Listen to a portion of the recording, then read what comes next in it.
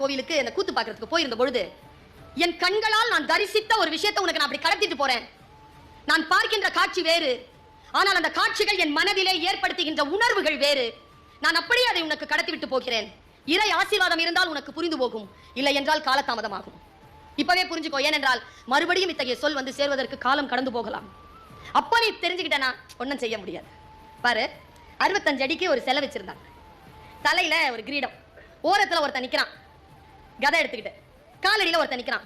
அவன் தலையை கட்டிருந்து அந்த அரிதாரம் பூசிக்கிட்டு அந்த அடவு கட்டிக்கிட்டு அப்படியே வரான். தெருக்கூத்து கலைஞன். அவன் யாருன்னா அவன் பீமன். இப்படியே ஓடி வந்து அங்க நிக்கிறான். அந்த இடத்துல நிக்கிற வேஷம் கட்டி அவன் வந்து துரியோதனன். அந்த பெரிய 65 அடி சிலை இருக்குல்ல, அது துரியோதனன் சிலை. இது வருஷம் வருஷம் தீமிதி திருவிழாவாக திரௌபதி அம்மன் கோயில்ல படுகளம் வைக்கிறாங்க. நாங்க ஆய்வு மாணவர்கள் போயிருந்த போது அதுல அவன் தொடையில ஒரு பானை குழந்தைகள், அந்த பானையில குங்குமம். அவன் ஓடி வந்த பீமன் என்ன பண்ணா, அந்த பானையில ஓங்கி அடிச்சான். இந்த நடிப்புக்காக நின்று இருந்தால துரியோதனன் அவன் மயங்கி கீழே தொம்முன்னு விழுந்தான். அங்க பறையிசை, அங்க வந்து நாகஸ்வரம் பயங்கரமா அடிக்கிறாங்க. உள்ள இருந்து திரௌபதி அம்மனை வெளியில கூட்டிட்டு வந்தாங்க. அஸ்ஸலாமு அலைக்கும் வரஹ்மத்துல்லாஹி வபரகாத்துஹு. என்னடா இடையில நான் பேசுகிறேன்னு பார்க்குறீங்களா? எனக்காக ஒரு நிமிஷம் ஒதுக்குங்க. இஹ்சான் கார்மெண்ட்ஸ் ஆரம்பிக்கணும்னு என்னோடய ஆசை. அதுக்கு எங்கள் வீட்டுக்காரும் சரி, என்னை சுற்றி இருக்கிறவங்க சரி, யாரும் சப்போர்ட் பண்ணுறல. கண்ணுக்கு தெரியாமல் இந்த வீடியோ பார்க்குற நீங்கள் எல்லாம் சப்போர்ட் பண்ணுறதா இருந்தால் தயவுசெய்து சப்ஸ்கிரைப் பண்ணி லைக் பண்ணி ஷேர் பண்ணுங்கள். ஏன்னா 1000 சப்ஸ்கிரைபர் வந்துருச்சுன்னா ஒரு உற்சாகத்தோடு இந்த பிஸ்னஸ் ஆரம்பிக்க எனக்கு ஒரு தன்னம்பிக்கையும் தைரியம் வரும். அதற்காக தான் கேட்குறேன். இந்த வீடியோ பிடிச்சிருந்தா எனக்கு சப்போர்ட் பண்ணுற விதமாக இருந்தால் சப்ஸ்கிரைபும் லைக்கும் போட்டுருங்க. இன்ஷா அல்லாஹ் நாடினா விரைவில் இஹ்சான் கார்மெண்ட்ஸ் ஆரம்பிக்க அல்லாஹ் எனக்கு அருள் புரிந்து கிருபை செய்வனாக. எனக்கு துவா செஞ்சபடி இந்த வீடியோவை பாருங்கள். அஸ்ஸலாமு அலைக்கும் வரஹ்மத்துல்லாஹி வபரகாத்துஹு. பெண் பிள்ளைகளுக்காக இந்த வீடியோ சிறப்பாக பேசியிருக்கிறாங்க. நிச்சயம் உங்கள் குழந்தைகளுக்கு இந்த வீடியோ நவீன் சுல்தானா பேசின இந்த வீடியோ மிகவும் அருமையாக இருக்குது. அஸ்ஸலாமு அலைக்கும் வரஹ்மத்துல்லாஹி வபரகாத்துஹு. வந்து அந்த இதை எடுத்து, அந்த சாந்தை எடுத்து அவ தலையில தடவி பூ வச்சு உள்ள கூட்டிட்டு போயிட்டாங்க. ஒரு அம்மா கருப்பா பெரிய தலையெல்லாம் விரிச்சு போட்டுட்டு ஒருத்தி முரத்தோட ஓடி வந்தான். ஓடி வந்து அந்த சிலை பக்கத்துல நின்று ஒப்பாரி வைக்கிறான். விஷயம் முடிஞ்சது. எல்லாரும் குங்குமத்தை எடுத்து வச்சுக்கிட்டு போயிட்டாங்க. எனக்கு புரியல, அது என்ன அங்க அடிச்சு, அது என்ன தொடையில இருந்து அந்த குங்குமம் வந்துச்சு, அது என்ன அதை பூசிட்டு என்ன திரௌபதிக்கு என்ன அப்படின்னு நான் கேட்டேன். அது ஒரு புராண கதை. இப்ப நம்முடைய வாழ்க்கைக்கும் அந்த புராண கதைக்கும் என்ன தொடர்பு? ஒரு புராண கதையோ ஒரு இலக்கியத்தையோ நான் பேசுவதன் மூலமாக நான் என்ன சாதித்து விட போகிறேன்? ஒரு விஷயம் நான் அந்த பக்கத்துல அந்த ஒரு பாட்டி கிட்ட கேட்டேன், என்னம்மா இது அப்படி. இந்த பாட்டி சூப்பரா சொன்னாங்க. தெரியாதா உனக்கு? தெரியாது. இந்த கிருஷ்ணன் இருக்கான்ல, கிருஷ்ணன், அந்த அம்மா சொன்னது அப்படியே சொல்றேன். இந்த கிருஷ்ணன் இருக்கான்ல, அவன் துரியோதனனை கடைசியா கொன்னுடணும்னு முடிவு பண்ணிட்டான். 99 சகோதரனையும் கொன்னுட்டான். இவனையும் கொல்லணும்னு முடிவு பண்ணி நாள் குறிச்சிட்டான். இல்ல கவனி, இது புராணம் அல்ல. இது என் மனசுக்குள்ள நுழைஞ்சு என்னமோ பண்ணினா ஒரு செய்தி. பேரன்போடு உனக்கு நான் கடத்துறேன்.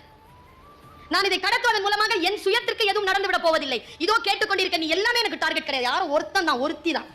அவளுக்கு இது புரிஞ்சிருச்சுன்னா போதுமானது. என் டார்கெட் ஒண்ணுதான். அதான் நான் கேட்டேன், இந்த கட்டில் எந்த மூங்கில் புல்லாங்குழல்னு கேட்டேன். என்ன பண்றா அவ அம்மா காந்தாரி? முடிவு பண்ணிட்டா, கடவுளா நானான்னு பாத்துடலாம்டா. என் 99 பிள்ளைங்களை கிருஷ்ண கொன்னான்ல, இனி துரியோதனை கொல்ல விட மாட்டேன். அவனா நான் நல்லா தெரிஞ்சுக்கோங்க. கடவுள் கூட அம்மா முன்னால நடுங்கித்தான் போவான். அம்மாவை கடந்து போக முடியாதுங்க. நல்லா தெரிஞ்சுக்கோங்க. அம்மாவை கடந்து போக முடியாது. குழந்தை பக்கத்துல வர முடியாது. கரப்பாம்பூச்சிக்கு பயப்படவே புள்ள பக்கத்துல பாம்பு வந்துச்சுன்னா பாம்பை பிடிச்சிருவாங்க. அவதான் அம்மா. பாம்பை பிடிச்சி தூக்கி சவட்டி போட்டுருவான் அந்த பக்கம். அந்த பிள்ளை என்ன தெரியுமா பண்ணா? கூப்பிட்டான், வாடா அம்மா கூப்பிடுறான்னு சொல்லி கூப்பிட்டு வாடா. துரியோதன் வந்தான். நாளைக்கு அவனுக்கு சாவு தேதி குறிச்சிட்டான் கிருஷ்ணன். பொறுமையில் சிறந்த பூமியும் உண்டு, பூமியை விஞ்சும் தாய்மனம் உண்டு. கோவிலில் ஒன்று, குடும்பத்தில் ஒன்று, கருணையும் தாய்மையும் கடவுளும் ஒன்று. அசைக்க முடியாதவள நீ வாடா, நானா கண்ணனான்னு பாத்துக்கலாம், வாடா. வந்தா போய் குளிச்சுட்டு, நல்லா கவனிங்க குழந்தைகள், முக்கியமான குழந்தைகள், பெண் குழந்தைகள் கூட தான். இப்ப எதுவும் இதுங்களுக்கு சொல்லவே முடியாது. உங்களையும் சேர்த்து சொல்ல வேண்டியதா இருக்கு. அவ்வளவு கெட்டு போயிருக்கீங்க.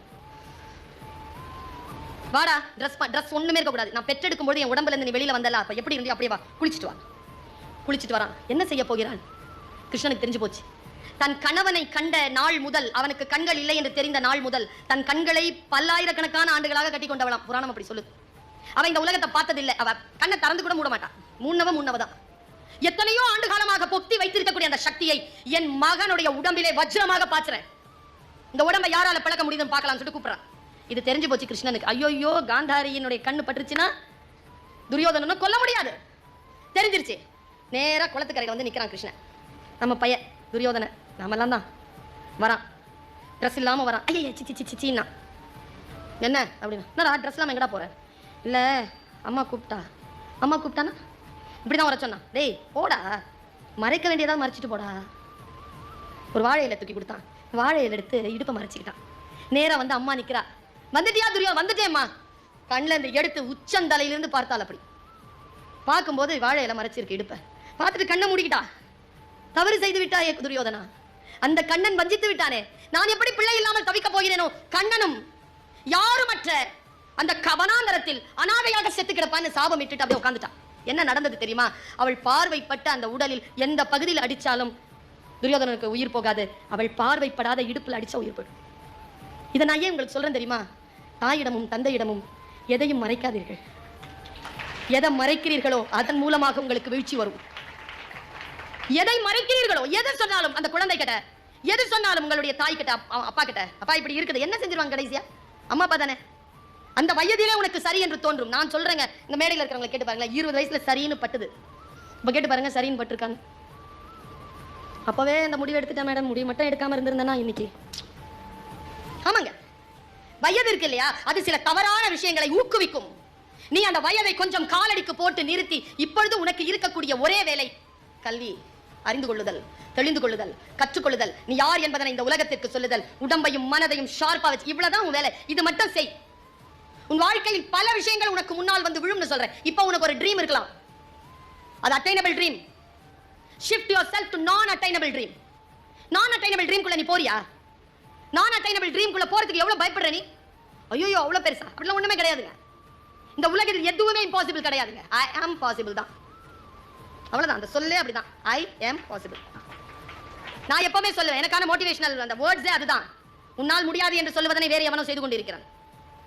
உன்னால் முடியாது என்றால் யாராலும் முடியாது, யாராலும் முடியாது என்றால் உன்னால் மட்டுமே முடியும்.